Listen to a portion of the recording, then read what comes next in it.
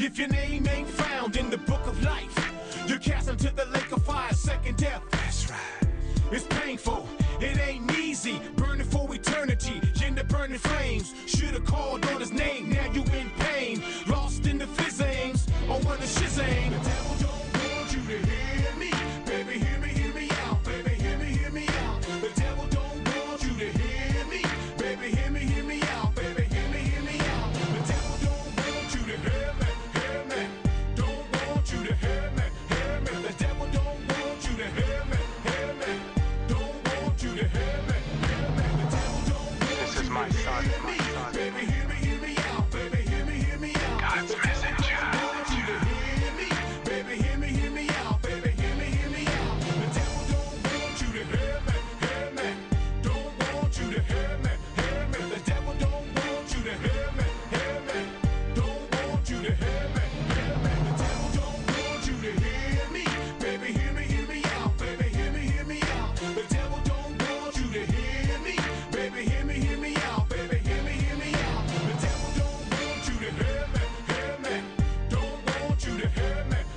The devil don't want you to hear me. I invite you to join us this coming Saturday at 11 Beach Street at 3 p.m. for the chaplain ordination services. If you are a chaplain out there, you're welcome to join and participate. 11 Beach Street, Framingham, Mass. 01702, 3 p.m. Be there or be square. Also, I just want to, if I sound out of breath, it's because I am. On the way in this morning, had a little bit of mechanical malfunction with cylinder number 8. The fuel injection sent a code that it wasn't responding. The fuel injector wasn't responding, open circuit. So anybody who knows these older Fords, these 5.4 and 4.6 engines, they have the coil on top of the spark plug and they have the fuel injector sitting right next to it. With the wiring, the plug becomes flaky after a while, and sometimes the locking clip breaks off because they get brittle. And when that happens, the plug can slip up, and that's exactly what had happened. So I had to, you don't want to run an engine on, no fuel on a cylinder when you don't have to. So, and then as I got back on the road and I stepped on it to try to get here, blue lights came on right next to me. They're finally responding to me saying, "Oh my Lord, there's a black man in Holbrook." Well, black men in Dorchester are not that uncommon. So, yeah. As it turns out, he was pulling over the car that was actually in front of me. Oh, okay. So But your cars are so old they start with a pull cord. Yes, that or a kickstart, and I literally mean kickstart. Yeah. Ladies and gentlemen, boys and girls, children of all ages, Sound Travels is pleased to present to some and introduce to others my brother from another mother, the only living twin I have. He is whiter than Casper's ghost. He is Dan Vale. I hope that the Chiron is up and reflecting his name properly this week. I hope so, because it'd be a whole lot easier to fix it than for me to get onto the courthouse and change my name to Dale. Yeah. Well, our producer, our engineer, our guidance and our lead-ins and our inspiration is a very busy person. So we give him a pass when he gets a letter out of place. So, there you go. Of course, 2 letters is another situation, but yeah. Well, for the time being, I will answer to both Dan and Dale, just to keep things straight. That's right. So, oh my goodness, we have so many things on tap for today. Hopefully we have some guests calling in later on. We have some miscellaneous stuff going on, but yesterday was kind of an emotional roller coaster for me. We as they say, we were at the services of Reverend Lawrence Brown, And I tell you what, they did it. They did it right. Did it properly. It was just a touching time. No drama whatsoever. Everything was organized. Shout out to Morning Star Baptist Church. If you are able to, if you need to have services done there, you would not be disappointed. I do a lot of these services, and I've been to a lot of these services, and Morning Star, you folks just put your foot in it. Everything went like clockwork. It was just a little confusing at first when we first got there, but I tell you what, it wasn't their fault. They had everything on lock. It was perfect. It was a true tribute to a person who had spent his life serving the Lord. I don't want to say entire life because none of us can make that claim, with the possible exception of the Lord himself. Yeah. But it was just an amazing time, quite emotional at time. His son spoke. I learned some things about the man I didn't know. He was a very compassionate man. He was also, a bit of a taskmaster. That I knew that he didn't play. You get the impression that even in his latter days, even as a full-blown quadriplegic with no hands and no legs, that if you didn't get the line right, he was going to get up out that chair and whoop your behind. Yeah. I don't know quite how he was going to accomplish that, but the aura was that he said it, he meant it, that's the end of it. Yeah. So. He was an amazing guy. Yeah. I only knew him through his sisters Doris and Evelyn. Mm-hmm. When they brought him up to Holbrook, right, to sing with us, once or twice. I forget, but it just you could just tell this is one amazing person. I think it was twice actually, but anyway, he was a very amazing person, and rest assured, Keystone Community Fellowship is going to continue until the Lord says otherwise. So if you are a preacher, if you are a evangelist, if you are, can be available at 3:00 on Sunday afternoon, we invite you to reach out to me personally, 781-367-1338, 781-367-1338. This ministry is not going to suffer for lack of service. We're not that we just don't do things like that.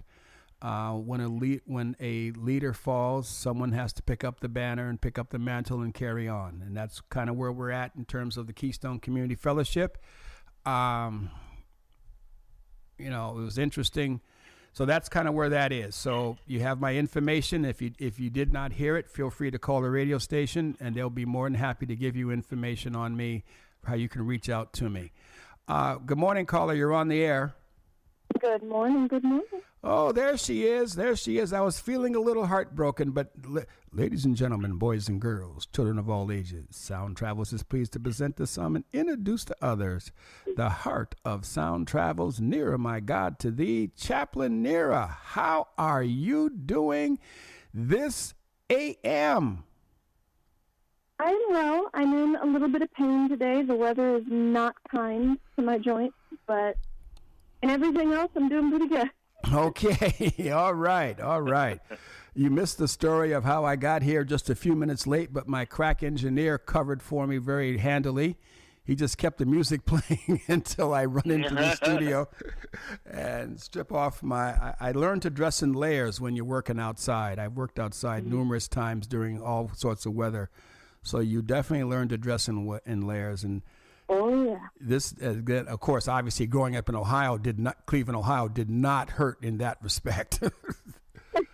Living 10 miles off of Lake Erie, if you walked out of our front door and down our front steps and out into the street, and you walk straight for 10 miles, you would be right in Lake Erie. So, wow. Yep. you can just believe that in our bedroom, my bedroom was on the third floor, facing this whole thing. And back then we didn't know about insulated windows, so Oh, no. you just had the window that came down and the screen. There was no such thing as double pane and triple pane. So, or putting a sheet over the window, which I learned to do later on as I got older. Yeah. but not in that situation, not when I'm 7 years old.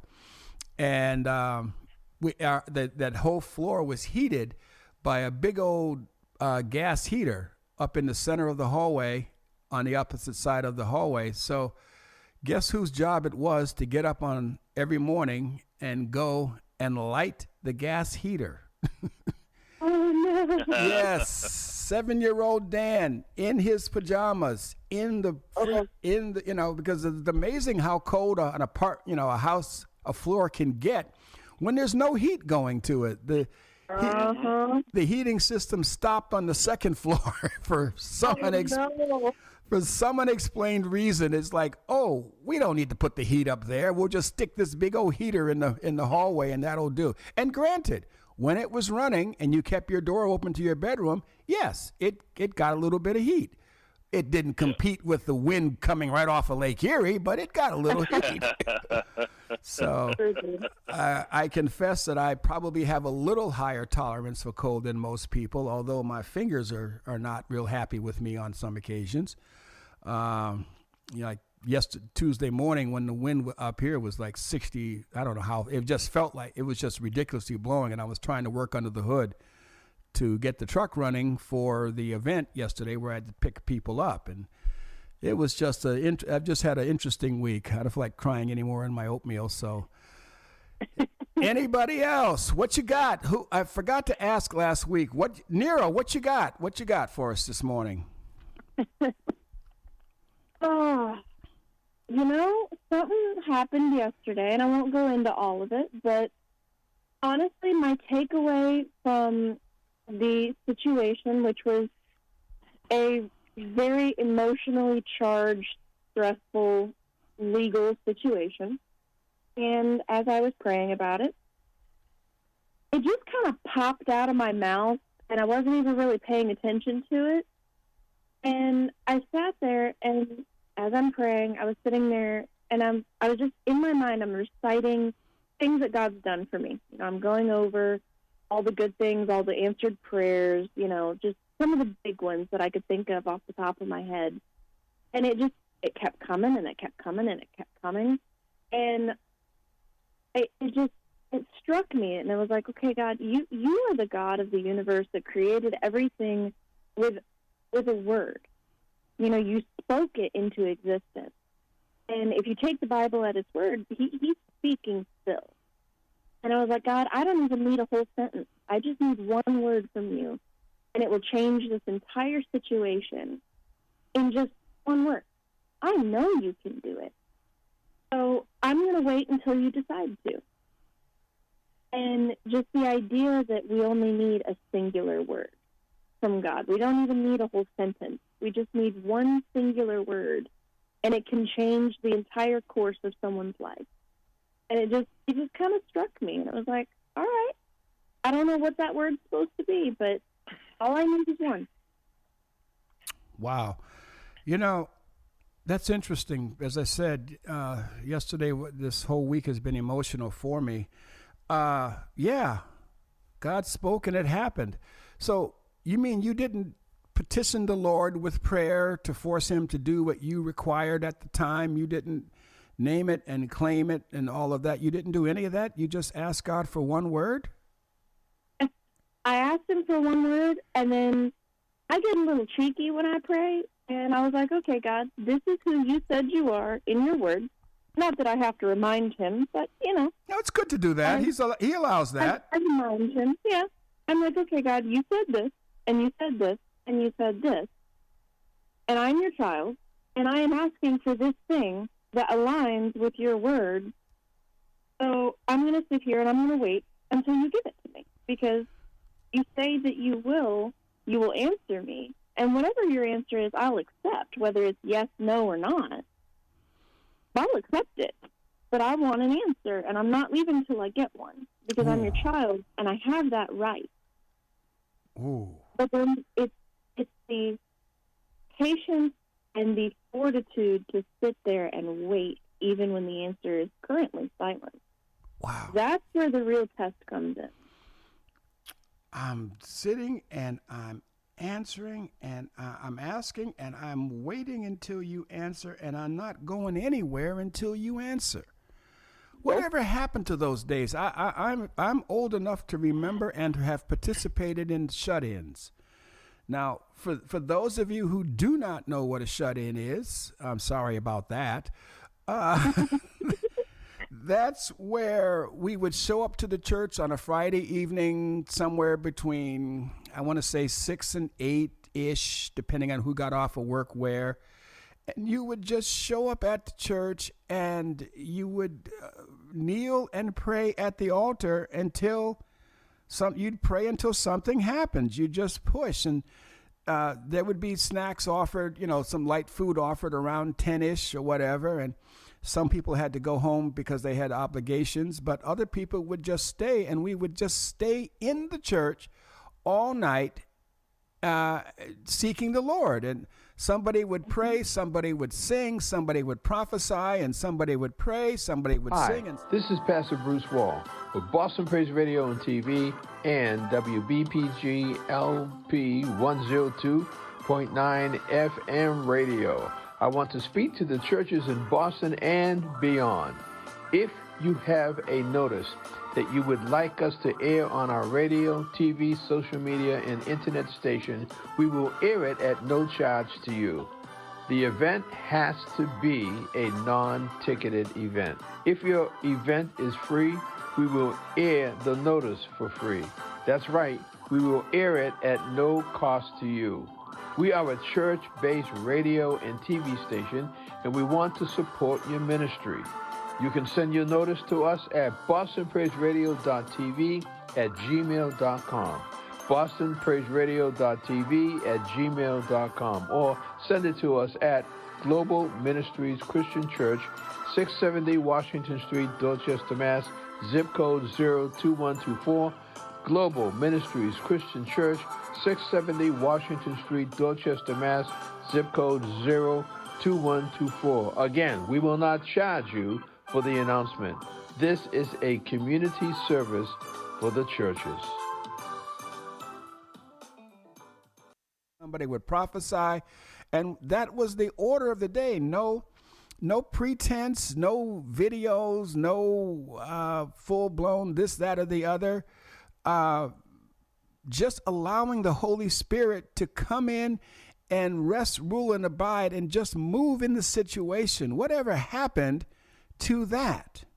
My people perish for a lack of knowledge, and the knowledge is they don't have to perish. Right. We're a microwave generation. So I like it. I like it. That's just me, though, but, I like it. It works. I mean, that's the thing. We forget we have access to the King of the universe, and we are his child, and we can walk into his chambers at any time we want, and we can petition him, and he will stop everything to listen to us because we're his child. What's the difference between partition? Put that word in, petition. What is the difference between petitioning him and haranguing him and demanding him and by the power of Grayskull him? What? Well, if you think about it, I mean, like I said, yesterday was a legal situation for me. If you think about it, a petition is kind of a legal word. You're sitting there and you put in a petition. Now a lot of times we put in a petition for whatever the thing is we're asking from the judge, and then, or we make motions. They kind of use those a little bit interchangeably now, but, I'm making a petition to God. A lot of the stuff in this legal matter, like petitions were made back in April that just now came before the court. So you can petition God one time for something, and still on his docket. You know, he's still sitting it on his desk until whatever the case is heard. The difference is I'm not pestering him. I'm not demanding. I'm not coming in with this attitude of, you have to give it to me. You know, I'm not some entitled child just saying, I want it now, and you're going to give it to me because you're my parent. I know your authority, and I know my position, and I really don't have the authority to ask this thing, but you gave me permission to. So I'm going to ask it anyway, and I know that you're going to answer me no matter what because you love me. But again, that answer can be no. That answer can be not yet. That answer can be, let me do you one better. But he's still going to answer you regardless. Well, and I've said this before, and, you know, much of your life is repeated in state, so I don't have a problem repeating. But I've said this before. God answers me one of four ways. He says, yes, we like that. He says, no, we don't like that, but we accept it. He says, not yet, which gives you hope for the yes eventually, unlike your parents. Whenever they said, I'll get back to you, they never do. Or he says to me, not you. So it's yes, no, not yet, or not you. And guess which one hurts me the most? Guess which one I have the hardest time with? Not you. Not you. You're on the right track. You see the vision. Yes, it's exactly what I want to get done. You're not going to have anything to do with it. And that one, you know, as I said, that one hurts the most. And I don't know why, but it does. We like feeling important, and we like feeling like God's favorite. Oh, just that easy, huh? Just that simple. Yep. Well, I'll tell you, my experience has been that it's not hard to get God to answer you if you are willing to listen, and if you're willing to obey what His answer requires. So, if you're not willing to listen, God doesn't waste His breath. Mm-hmm. Interesting. Because it's interesting that you say that, because last night's lesson in Bible study, Tuesday night at 7 p.m., and we alternate. Sometimes we're at the church and sometimes we're on Zoom. Last night we were on Zoom, and it seemed to be the appropriate thing. The lesson yesterday was an offshoot of the sermon on Sunday, which was what God knows. This is a sermon topic called What God Knows. And it comes from Jeremiah chapter 29, and obviously it comes from verse 11. For I know the plans that I have for you. And the issue that I have with that is I never truly understood exactly what God is saying at that moment to His people. And there are people out there that have used that particular verse and that particular verse exclusively to say that God wants us all to prosper. God wants us all to be, to have those things that we wish. But when we study that verse in context, it has a whole new meaning to it. It has a whole new, a whole new understanding of what's going on. Before God says, I know what the plans I have for you, he relates the situation through the prophet Jeremiah that, first of all, you need my blessing because you messed up. Yep. Okay? Yep. We sent you all the words, all the things you needed, and you wouldn't listen. So here's Nebuchadnezzar, and he's going to carry you. He's not just going to conquer you. He's going to take you out of the situation, take you back to his land, and for a time period, you're going to be captive. So Nira, you know this story, I'm sure. Mm-hmm. And you're going to be captive, but the prophets of the age were saying, don't sweat this. This is no big deal. Yeah, you've been captured, but you're probably only going to spend a couple of years in this situation. Until there's a reason I hated the prophets. Exactly. Until God says that I have given my words to Jeremiah and my words are true, not only are you're going to be in this foreign land in Babylon, but you're going to marry. I'm telling you to to build houses, plant crops, marry, give in marriage, and raise a family. And also, I'm telling you to pray for your captors. Because if Babylon succeeds, you will succeed. Yes, you're in captivity. And all of these things are happening before God tells Jeremiah, and tell them, I know the plans I have for you. Go ahead, Nira. Or Dan, somebody. The beautiful thing about it is God never promised us an easy life. He never promised us riches like we believe, riches. Dear friends, this is Pastor Bruce Wall. Your support keeps WBPG-LP 102.9 FM radio on the airwaves. We are proud to be Boston's only black-owned, FCC-licensed, church-based FM radio station. Daily, we bring you news, gospel music, and talk radio. Many of you have asked about our operating costs. It takes $5,000 each month to keep the station running. Consider making a financial gift of $10, $20, $100, or even $1,000 to help us continue to bring you the content you love. You can send your donations via Cash App to $BPI-TV, $BPI-TV, $BPI-TV, or mail your support to Boston Praise Radio and TV at 670 Washington Street, Dorchester, Mass. Zip code 02124. That's 670 Washington Street, Dorchester, Mass. Zip code 02124. Without your crucial support, Boston Praise Radio and TV may no longer be able to bring you the programs you love. Your contributions make a real difference. He never promised us that. He promised us things that are good and holy and righteous and pure.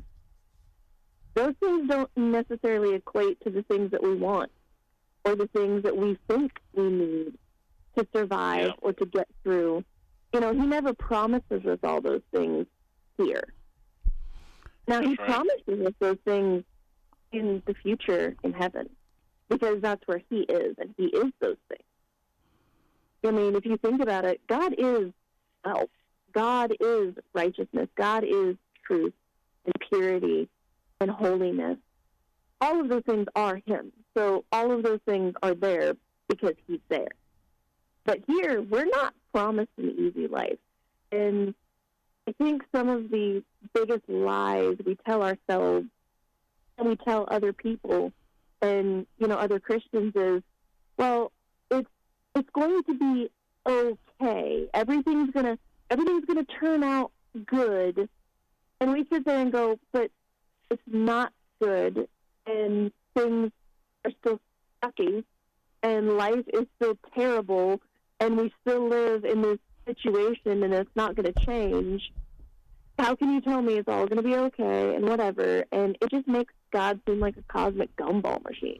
Exactly. He's not. Yeah. And then He knows the plans he has for us. And they are plans for a future and a hope to prosper us. It's very individualized at the same time because my prospering, my future, my hope is very different from yours. And that's okay. So, how did the name it and claim it? How did... I confess that I'm not the brightest bulb in the circuit. Anybody that knows me knows that. I'm pretty much a 60-watt bulb in a 200-watt circuit. But I didn't think anyone was listening to me when I was saying that.